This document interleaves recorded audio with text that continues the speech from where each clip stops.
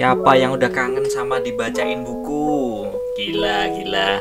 Gue udah gak sabar nih sama episode kali ini. Karena buku yang kita bahas hari ini adalah buku yang lu semua banyak request, yaitu adalah buku Atomic Habits. Wah, penasaran gak nih? Yuk kita ngebahas 4 prinsip utama dari buku keren Atomic Habits ini yang bisa ngebantu lo untuk bikin kebiasaan yang lebih baik, untuk improve hidup kita, dan akhirnya ujung-ujungnya bisa kita bikin lebih dekat dengan tujuan hidup kita. Keseluruhan dari buku Atomic Habits ini bertumpu pada satu prinsip yang menurut gue adalah kita semua tahu adalah 1% progress. Pertumbuhan atau perkembangan 1% setiap harinya.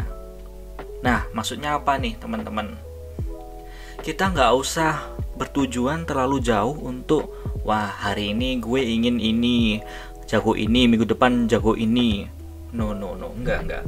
Kita mulai dari hal-hal yang incremental, yang kecil, yang sifatnya atomik ya. Cukup 1% aja setiap hari. Kalau kita konsisten selama 365 hari, teman-teman bisa lihat nih, ini grafik setelah 1 tahun, berarti kita mengalami peningkatan sebesar 37 kali. Wow, keren. Sebaliknya nih, kalau kita melakukan 1% lebih kecil, lebih rendah daripada yang seharusnya, kita akan mengalami pertumbuhan 0,03%. Wah.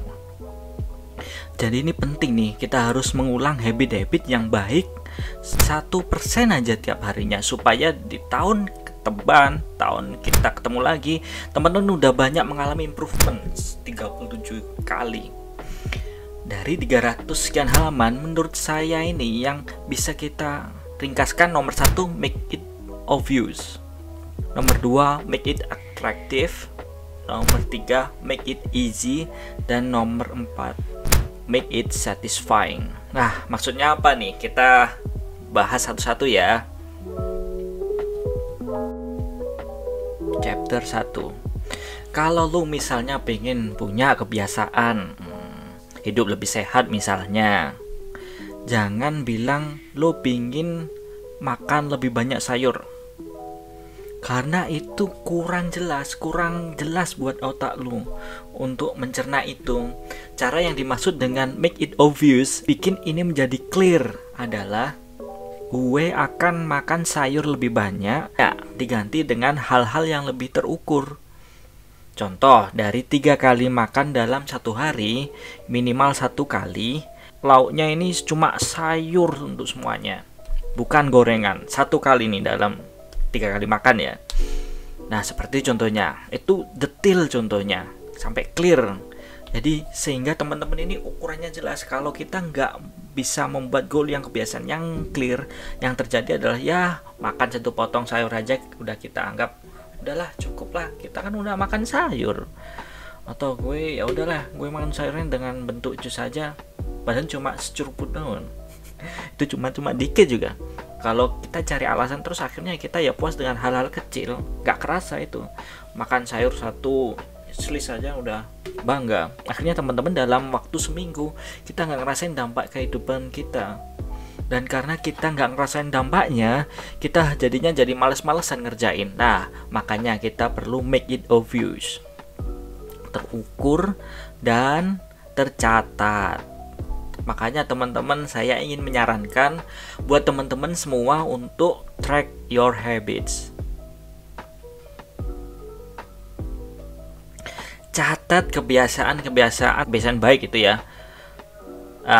Kita pakai sticky note nih, bisa.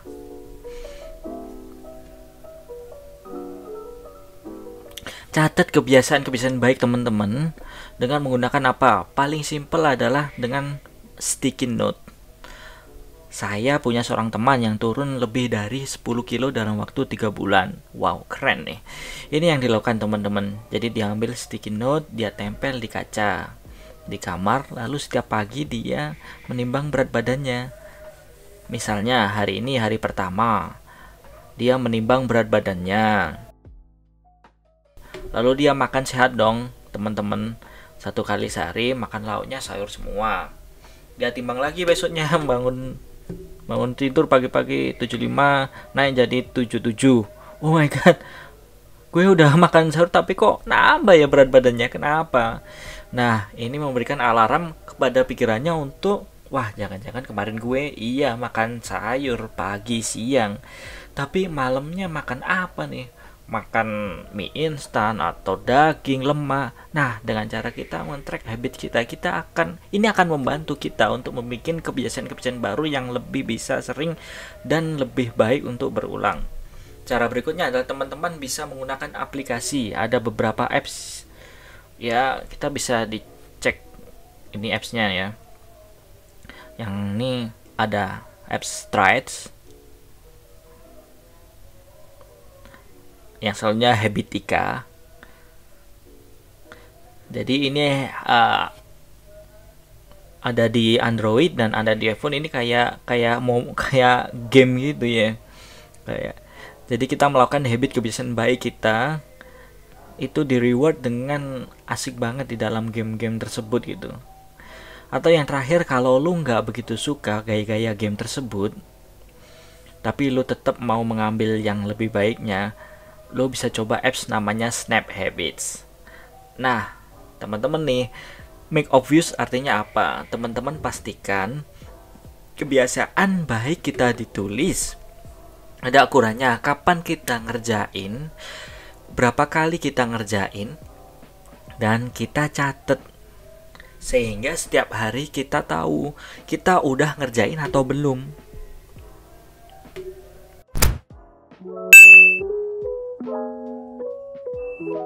Oke, chapter 2. Apa sih make it attractive?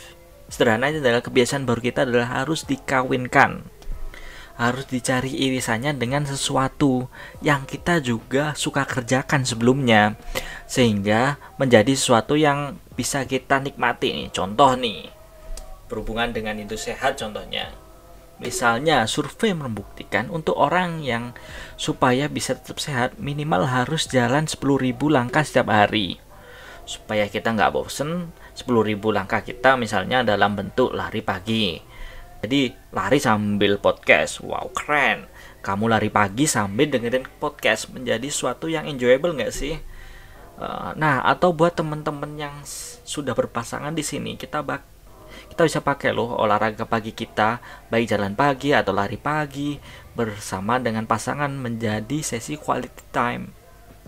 Dengan cara begitu, habit baru yang mau kita bentuk, kita kawinkan dengan sesuatu yang kita suka sebelumnya, sehingga dalam menjalaninya ini menjadi suatu yang sangat menyenangkan. Jadi kelanjutan deh.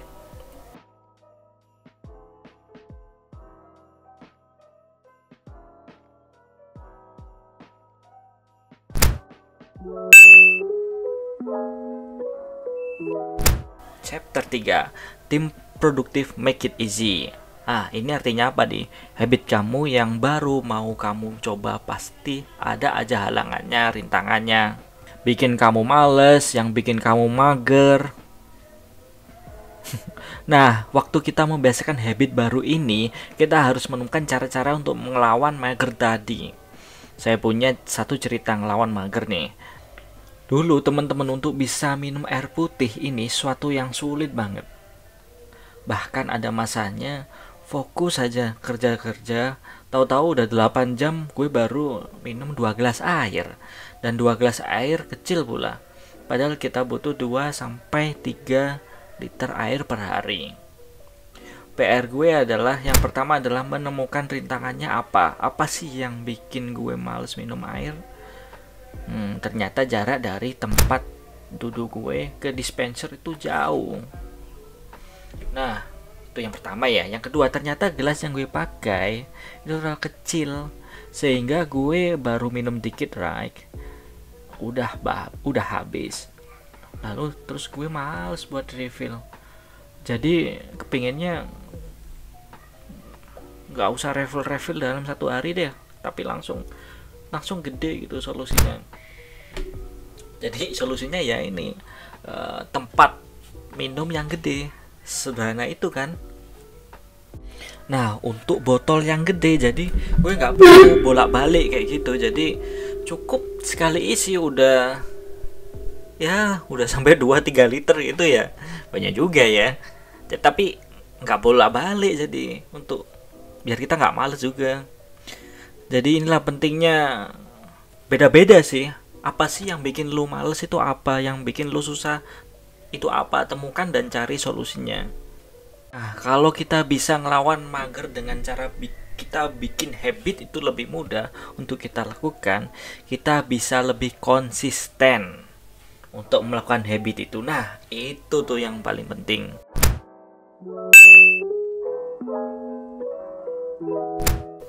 Nah, chapter 4. Bikin habit baru kamu itu yang sesuatu yang rewarding kayak gitu. Sesuatu yang bikin kamu senyum, sesuatu yang bikin kamu happy setiap harinya, sehingga kamu juga menunggu-nunggu momen banget itu. Kalau katanya James Clear, what is immediately rewarded is repeated. What is immediately punished is avoided. Apa yang kita bisa langsung rasakan kenikmatannya, rewardnya akan kita ulang terus. Sebaliknya, apa yang kita bisa kita langsung rasakan, kesulitannya, keriuhannya, punishmentnya, itu akhirnya kita cenderung hindari. Jadi prakteknya ini seperti ini. Misalnya lo pengen lebih rajin nge-game ya. Di contohnya gue ini, yang gue lakukan adalah waktu gue mau nge-game, gue udah bikin ini menjadi sebuah ritual yang menyenangkan. Biasanya setelah nge-game 40-50 menit, habis itu gue shower, gue beberes, lalu lanjut gue ke coffee shop favorit gue, minum espresso yang gue suka banget, baca buku, ngobrol, ketemu orang, ketemu direktur, mungkin ya ngobrol-ngobrol, refresh kayak gitu. Nge-gymnya 50 menit. Nah, sebenarnya itu adalah satu bagian yang nyampe, kesel, pager, capek lah. Tapi karena menjadi ritual yang menarik tadi, sebelum dan sesudahnya, ketika ini menjadi suatu yang menarik, kita juga jadi lebih enak nih buat ngejalinnya setiap hari, kebiasaan. Jadi kebiasaan itu.